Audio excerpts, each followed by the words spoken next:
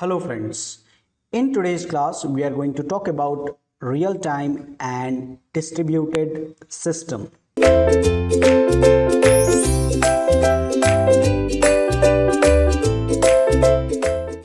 So the next kind of type of property that may required is or is there is real-time systems. Okay, now real-time systems are usually dedicated and in embedded system. Okay, an operating system does not does the following activities related with real-time activities. Okay, so real-time systems are one property that they are in embedded system, and the activities are in such system typically read and react to the sensor data. Okay, so there must be in real-time system there may be different kind of type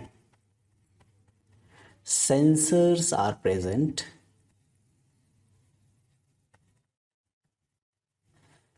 and it read that sensor and react to this.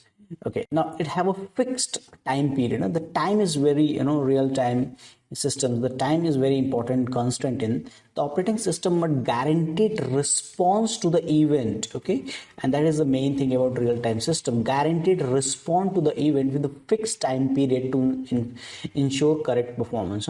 So there is no like here if the user sends the query, or let's say there is a system, or there is a sensor, and the sensor sends something like one example can be like that senses the room temperature. Okay, and room temperature, and then cools it down accordingly. Okay, so this kind of the system needs a immediate response. Okay, so the only thing with the real-time system is guaranteed the response within the fixed time interval. Otherwise it is difficult, to work in that way. So we need a guaranteed response in case of real-time system. The second category here in this case is the distributed environment, and a distributed environment refers to the multiple independent CPUs, okay, or processors in computer system. An operating system does the following activities related with distributed environment. The OS distributes computation logic among the several physical processors. Okay, now distributed processing is something that you can think of there is a task, and this task is distributed to several processors. So there is a processor P1, P2, P3, P4. Okay, so task is being distributed to all different processors. So single task.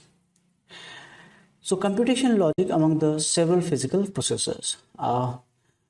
The processor do not share memory or clock. Instead, each processor have its own local memory.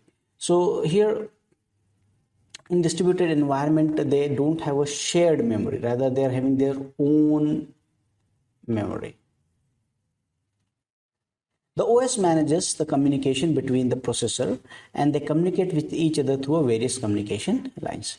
So in this distributed computing environment, one has there can be several different issues, that one task is completed but another is in waiting.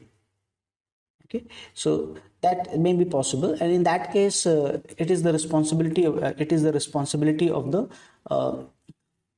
operating system. Okay, in distributed, so distributed OS are totally different requirement over here, and in this computing environment they have to work in a coordinated manner. So that's all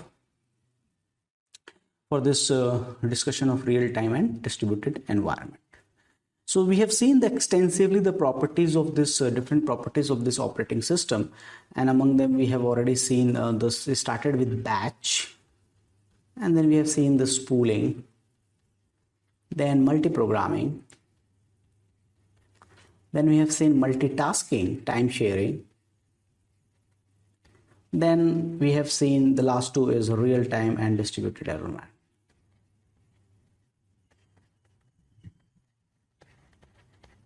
Okay, so that's all for this discussion. Thank you.